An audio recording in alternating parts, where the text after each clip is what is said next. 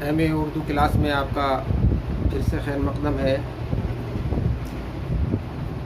ہم میر انیس کا مرثیہ کا مطالعہ پہلے ہی کر چکے تھے۔ پچھلے لیکچر میں ہم نے مرزا سلامت علی دبیر کے مرثیے کا مطالعہ شروع کیا ہے۔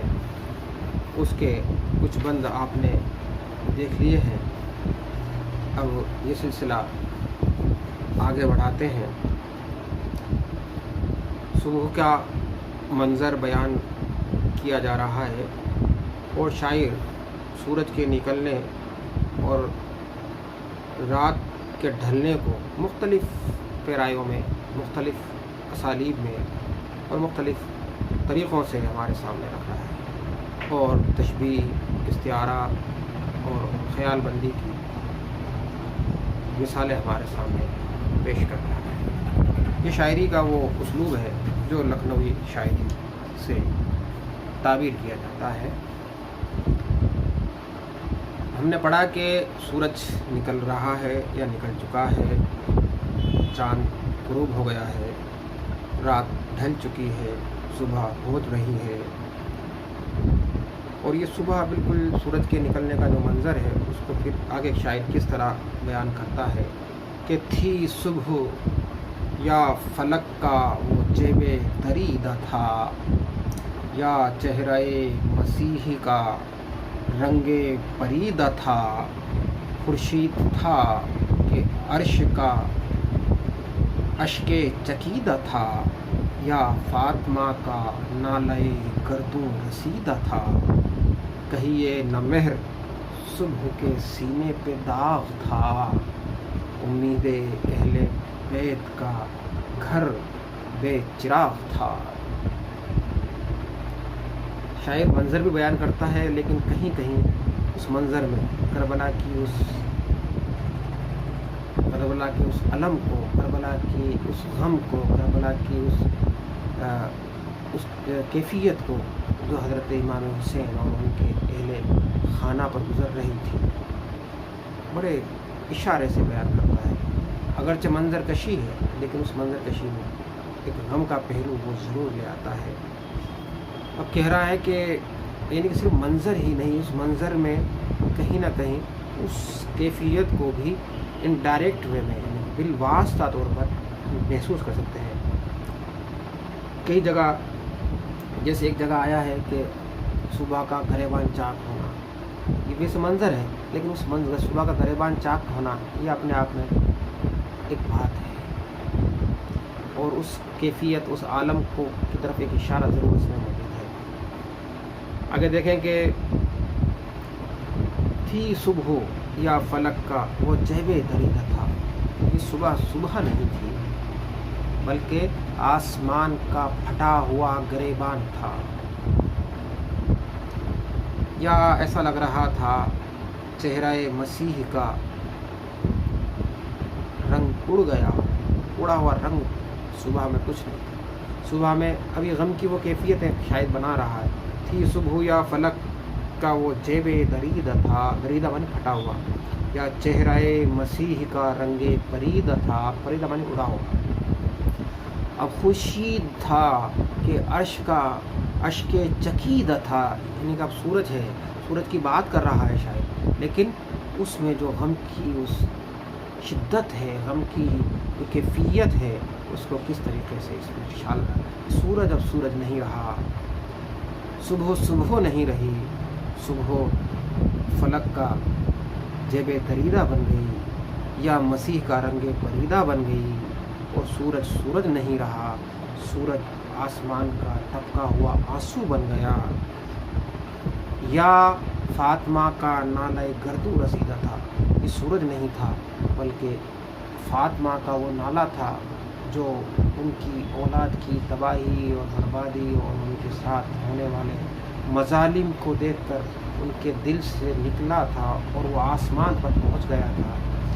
یہ سورج نہیں تھا بلکہ یا تو آسمان کا اشک چکیدہ تھا یا فاطمہ کا نالہ گردوں رسیدہ تھا، یعنی کہ آسمان پر پہنچا ہوا نالا تھا۔ اور اس کو سورج کیوں کہیں گے ہم؟ یہ سورج نہیں تھا، یہ کہیے نہ مہر یہ صبح کے سینے پہ داغ تھا، یہ سورج نہیں تھا، یہ صبح کے سینے پہ داغ تھا. یعنی کہ اب یہ کائنات کی جو اشیاء ہیں وہ اشیاء کس طرح غم میں تبدیل ہو جاتی ہیں، ان کی علامت بن جاتی ہے کہ امید اہل بیت کا گھر بیچ رہا تھا. اس سورج کے ہونے سے کیا فائدہ؟ اہل بیت کی امید کا گھر، امید اہل بیت کی امید کا جو گھر تھا وہ تو بے چراغ ہو رہا تھا. ان کی امید کا گھر اب میں کوئی روشنی نہیں بچی تھی، کوئی امید کی کرن نہیں بچی تھی. اب ایسے سورج کا وہ ہم کیا کر لیں؟ ایسے سورج سے ہمیں کیا فائدہ؟ ایک کیفیت ہے، لیکن شاعر یعنی کہ غم اتنا بڑا بن جاتا ہے کہ وہ کائنات کی تمام اشیاء کو اس غم کے حوالے سے دیکھنا، یہ شاعری ہے. اور شاعر کی خیال تخیل کی بلند پروازی اور اس کی شاعرانہ کمال کا مظہر ہے. اب دیکھیں کہ سورج کو نکلنے کو آگے کس طرح سے وہ بیان کرتا ہے. اب صبح کا وقت عبادت کا وقت ہوتا ہے، نماز پڑھتے ہیں صبح فجر کی. اب اس رعایت سے شاعر کیسے کام لیتا ہے ملاحظہ کریں کہ نکلا افق سے عابد روشن ضمیر صبح، محراب آسماں ہوئی جلوہ پذیر صبح، کھولا سفیدی نے جو مصلاح پیر صبح، پھر سجدہ گاہ بن گیا مہر منیر صبح. کرتی تھی شب غروب کا سجدہ حدود کو، سیارے ہفت عضو بنے تھے سجود کو. صبح سورج نکل رہا ہے، اس سورج کو شاعر نے عابد روشن ضمیر کہا ہے. اب سورج روشن ہوتا ہے، اس حوالے سے عابد کہنا، پھر عابد کے ساتھ روشن ضمیر کہنا رعایت اور مناسبت کا کمال ہے. کہ نکلا افق سے عابد روشن ضمیر صبح، یعنی صبح کا روشن ضمیر عابد نکل آیا، یعنی کہ سورج. محراب آسماں ہوئی جلوہ پذیر صبح، تو اب عابد کے حوالے سے محراب آئی کہ آسمان کی محراب صبح کے جلوہ پذیر صبح ہو گئی. صبح کا یعنی کہ آسمان کی محراب میں صبح کے جلوے، صبح کا جلوہ دکھائی دینے لگا، یعنی روشنی نظر آنے لگی. اور آسمان پر سفیدی کا پھیل جانا، یعنی سورج کے نکلنے پر آسمان پر جو اندھیرا تھا وہ ختم ہو گیا اور اس کی جگہ سفیدی پھیل گئی. شاعر نے نماز کی رعایت سے، عبادت کی رعایت سے اس سفیدی کو صبح کے بزرگ کا، یعنی کہ پیر صبح کے پیر کا مصلی بتایا ہے. اور پھر اس مصلی پر، یعنی کہ مصلی تو بن گیا لیکن اس پر سجدہ گاہ، یعنی سجدہ کرنے کا جو جگہ تھی وہ سورج بن گیا. یعنی سورج سجدہ گاہ ہے اور پوری سفیدی وہ مصلی ہے. مہر منیر صبح کا مہر منیر. اب یہ وقت تھا کہ رات سجدہ کرتی تھی حدود کو، یعنی اس رات اپنے رب کو سجدہ کر رہی تھی. کون سا سجدہ؟ ایک سجدہ غروب کا ہوتا ہے. ہم مغرب کی نماز پڑھتے ہیں تو رات غروب ہو رہی ہے اور رات غروب کا سجدہ کر رہی ہے. اور اس رات کے سجدہ کرنے کے حوالے سے شاعر نے 7 سیاروں کا ذکر کیا ہے جو صبح کے وقت نظر آتے ہیں. اور بڑی رعایت برتتے ہوئے ہم جب سجدہ کرتے ہیں تو ہمارے 7 عضو بدن، ہمارے بدن کے 7 عضو زمین سے ٹچ ہوتے ہیں، چھوتے ہیں. اس حوالے سے رات ان تاروں کو نماز پڑھنے والے کے عضو قرار دیتے ہوئے، یہ رات ایک مصلی ہے، نماز پڑھنے والی ہے، اور اس کے 7 عضو یعنی کہ 7 سیار اس کے 7 عضو ہیں، وہ سجدہ کرتے ہیں. اب آگے دیکھیں سیارے ہفت من 7. تو اب ظاہر ہے کہ سورج نکل آیا ہے تو ظلمت جہاں جہاں تھی وہاں نور ہو گیا. پھر مشک شب جہان سے کافور ہو گیا. وہ گویا کہ زنگ آئینے سے دور ہو گیا، باطل رسالہ شب دیجور ہو گیا، کیا پختہ روشنائی تھی قدرت کے خامے میں، مضمون تھا آفتاب کا ذروں کے نامے میں۔